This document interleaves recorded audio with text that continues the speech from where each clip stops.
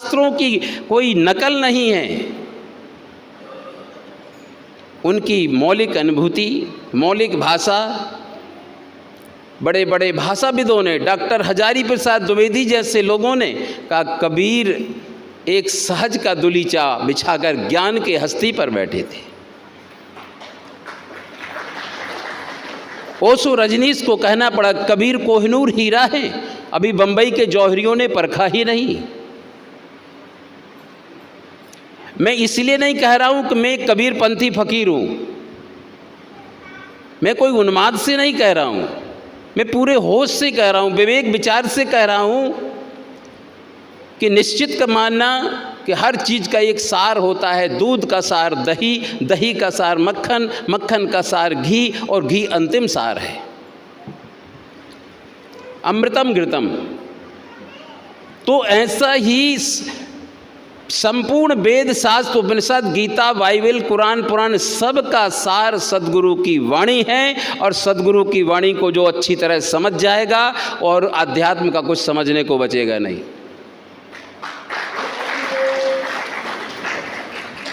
इसलिए जीवन थोड़ा है, अल्पस्य कालो बहुविघ्निताचा। प्रपंच अनेक हैं, आदमी लोभ में जीता है, मोह में, काम क्रोध में, आसक्तियों में, दुनिया भर का प्रपंच है। यदि व्यक्ति थोड़ा भी सुबह शाम एक एक घंटे यदि अगर अपनी प्रार्थना में, स्वाध्याय में, चिंतन में, संत गुरु के सानिध्य में अगर आता है तो निश्चित उसका जीवन का उत्थान होगा और एक दिन जीवन का चमन खिल जाएगा। सदगुरु कबीर साहब के दर्शन में, उनकी फिलॉसफी में उधारी की बात नहीं। कुछ लोगों ने बहुत सी उधारी की बातें कही, ऐसा करोगे तो स्वर्ग मिलेगा, ऐसा करोगे तो वैकुंठ मिलेगा। लेकिन सदगुरु कहते हैं कि तुम अगर मेरे बताए रास्ते पर चल पड़ो तो जीते जी तुम मुक्ति का आनंद प्राप्त करोगे। इसलिए सदगुरु कबीर साहब का जो मार्ग है वो किसी वर्ग विशेष के लिए नहीं, किसी सांप्रदायिक विचार नहीं है। ये कोई सांप्रदायिक विचार नहीं, ये तो मानव मात्र के कल्याण के लिए एक मुक्ति का, ज्ञान का राजपथ है।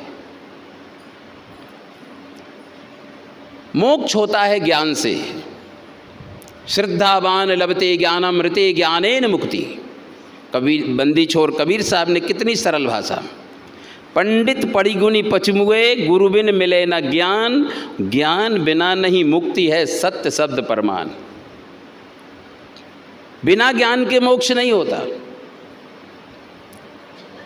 आत्मा का गुणधर्म ज्ञानमय है, आनंदमय है, चैतन्यमय है। जैसे पानी का गुणधर्म शीतलता है, द्रवित्व है, अग्नि का गुणधर्म उष्णत्व है, ज्वलनशीलता है, ऐसे आत्मा का गुणधर्म आनंदमय है, सुखरूप है, अजर अविनाशी है। लेकिन अब ये प्रश्न हो सकता है कि जब आत्मा आनंदमय है, सुखरूप है, अजर अविनाशी है, तो फिर हम क्यों दुखी होते हैं? थोड़ी देर के लिए एक प्रैक्टिकल कर लेना। आज 1 लीटर पानी गर्म करके रख देना। गर्म करना क्योंकि पानी तो ठंडा है, फिर ये गर्म क्यों हो गया? पानी गर्म नहीं हुआ, आपने अग्नि का संस्कार दे दिया, टेम्परेचर देकर उसको गर्म कर दिया। वस्तुतः जब पानी गर्म करके रख देना, सुबह ज्यों के त्यों अपने स्वभाव में आ जाएगा, वो अग्नि संस्कार चला जाएगा। पानी नेचुरल अपने स्वभाव में शीतलतोषण हो जाएगा। तो पानी का स्वभाव गर्म नहीं है। ऐसे ही पंच विषय की अग्नि में जब आप तपते हैं तो आप अपने को दुखी महसूस करते हैं। कभी अपने को कुछ समझते हैं कुछ, देखते हैं कुछ, हैं कुछ, सुनते हैं कुछ, है कुछ, करते हैं कुछ। लेकिन अब अपने निज स्वभाव में, आत्मधर्म में जब हम स्थिर होते हैं तो निश्चित वहाँ हमें आनंद और अमरत्व की प्राप्ति होती है। भजन में होत आनंद आनंद। बरसत प्रेम अमी के बादल, भींजत हैं कोई संत, भजन में होत आनंद आनंद। इसलिए निश्चय कर माने कि जीवन मिला है तो ये केवल मृग तृष्णा की तरह हम संसार के सारे सुख प्राप्त कर लें, धन इकट्ठा कर लें और संसार में बाहर में कुछ सुख शांति मिल जाए, ऐसा कभी संभव नहीं है। जैसे अग्नि से कभी शीतलता संभव नहीं है, ऐसे ही संसार की आसक्तियों से कितना धन इकट्ठा कर लेना और कितना ही आप ऊंचे पद प्राप्त कर लेना, दुनिया के सारे पदार्थ घर को संग्रहालय बना देना, लेकिन कभी भी जीवन में सुख शांति प्राप्त नहीं होगी। ये परम सत्य है। शांति मिलेगी अध्यात्म में, और अध्यात्म का जो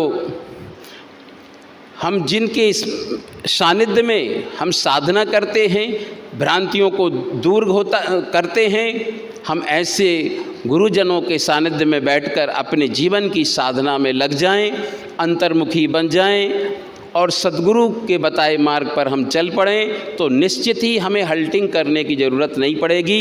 इसी जन्म में, इसी जीवन में हम उस लक्ष्य को प्राप्त कर सकते हैं जिसके लिए ऋषि मुनियों के हजारों जन्म बीत गए। इसलिए सद्गुरु का मार्ग सबसे सुगम है, सीधा है, सच्चा है, राजमार्ग है। इसमें कोई अवरोध नहीं है, इसमें कभी चक्का जाम नहीं होता। एक संप्रदाय के विचार दूसरे संप्रदाय को सूट नहीं करते, परंतु सद्गुरु का जो विचार है वो मानवतावादी है, राजपथ है, सबके कल्याण की बात छिपी है। कदली तेरे पात में पात, पात में पात, जानेगा कोई जन जौहरी बात बात में बात। केले के पत्ते के भीतर पत्ता, पत्ता के भीतर पत्ता छिपा रहता है। ऐसे ही सद्गुरु कबीर साहिब की वाणी में एक रहस्य के भीतर कई रहस्य छिपे होते हैं। एक भौतिकवादी अर्थ वो ऊपर दिखाई देता है, लेकिन उसके पीछे एक बहुत बड़ा ज्ञान का सागर छिपा होता है। इसलिए ज्ञान से मोक्ष होता है, और ज्ञान से मोक्ष होता है, मोक्ष होता है ज्ञान से, ज्ञान होता है भक्ति से, भक्ति होती है शुभ संस्कार से। शुभ संस्कार काहे से होता है? मोबाइल से, टेलीविज़न से। शुभ संस्कार होता है अच्छी संगत, अच्छी पंगत। तो संगत कीजिए साधु की, हरे और की ब्याद, ओछी संगत क्रूर की आठों पहर उपाधि। सदा संतों की संगत करो, अच्छे सदग्रंथों का अध्ययन करो।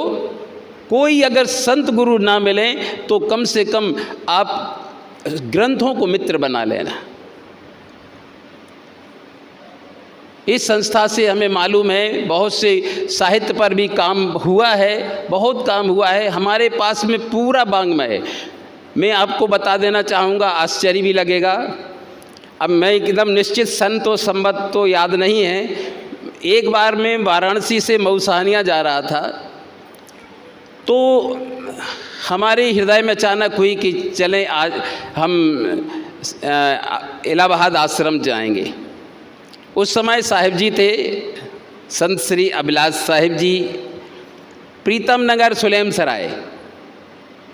तो मैं वहाँ पर पहुँचा, साहिब जी से मुलाकात की, बहुत कुछ ज्ञान की बात हुई। और जब उन्होंने शाम को बोले यहाँ विश्राम करें, थोड़ी पाठ हुआ, उसके बाद में सब विश्राम किए। साहिब जी स्वयं मच्छरदानी लेकर मेरे पास आए, बोले ये मच्छरदानी लगाइए, यहाँ मच्छर ज़्यादा है। ये होता है बड़ों का बड़प्पन। अभी भी हमें वो घटना स्मरण है। तो वास्तव में फिर उन्होंने एक, अब इनमें से जो भी संत रहे हों, मैं पहचान नहीं रहा हूँ, लंबे समय हो गया है, बोले अपना एक आश्रम गंगा किनारे बन रहा है, तो वहाँ पर इनको संत जी को वहाँ दिखा दें। वहाँ पर हम गए तो ये आश्रम तो अभी कुछ दूसरा रूप दिख रहा है। वहाँ पर एक होम्योपैथिक औषधालय चल रहा था, सभी संत लोग निर्माण कार्य में लगे हुए थे और यहाँ काफ़ी जगह काफ़ी थी, लेकिन ये इतना निर्माण नहीं था। इस प्रकार से मैं ये दूसरी बार इस आश्रम में आया हूँ और हमारे भक्तजनों की हार्दिक इच्छा थी कि इलाहाबाद आश्रम भी हम चलेंगे, संतों का दर्शन, आशीर्वचन और आश्रम को भी दर्शन करेंगे। और ये सौभाग्य, ये घड़ी आपको आज अवसर प्राप्त हुआ है और आप लोगों ने बहुत ही मार्मिक संदेश सुना। बस अंतिम में मेरा यही संदेश है कि जितना पेट के लिए भोजन जरूरी है, शरीर के लिए रोटी कपड़ा मकान जरूरी है, उतना जीवन में शांति, सद्गति, मुक्ति के लिए जीवन में प्रार्थना, सत्संग, स्वाध्याय जरूरी है। अगर ये लाइन पकड़ लोगे तो जीवन का कल्याण होगा। और दुनिया जिस रास्ते से जा रही है, अभी आप खूब चित्रकूट का तमाशा देख के आए हैं, पटकती सिर वहाँ जहाँ पत्थर और पानी है, न समझाए जरा समझे दुनिया अजब दीवानी है। वो पानी पाषाण से तुम्हारा काम कभी बनने वाला नहीं है। संसार के पीछे चलोगे तो बहुत धोखे में हो जाओगे। वो तो प्राइमरी है, जीवन भर प्राइमरी नहीं पढ़ी जाती। अगर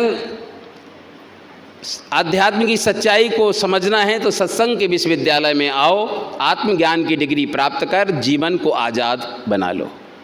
इन्हीं शब्दों के साथ मैं विराम लेता हूँ। बोलो सद्गुरु कबीर साहेब की, श्री गुरुदेव की साहेब बंदगी साहेब।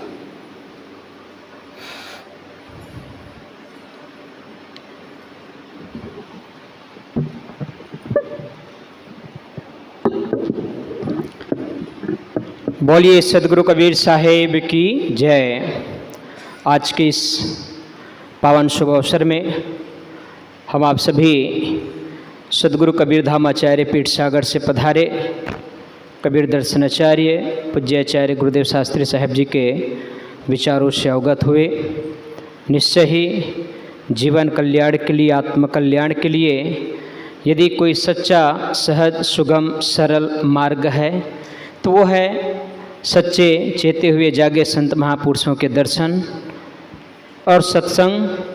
और यदि संत महापुरुष प्रत्यक्ष में हमारे बीच में उपलब्ध न हो तो सबसे बढ़िया मार्ग है स्वाध्याय। आज आप सभी ने हमारे परम पूज्य आश्रमस्थ यहाँ के आचार्य साहेब धर्मेंद्र साहेब जी के विचारों से अवगत हुए, साथ ही परम पूज्य गुरुदेव शास्त्री साहब जी के विचारों से अवगत हुए। आज का ये शुभ अवसर हम सभी के लिए बड़ा ही सुखद और आनंदमय ये समय रहा। महापुरुषों के अमृत वचन, जीवन कल्याण की जो वाणी हैं, श्रवण करने का सौभाग्य प्राप्त हुआ। और जैसे कि मुझे ज्ञात हुआ है कि कल आवश्यक कार्यक्रम के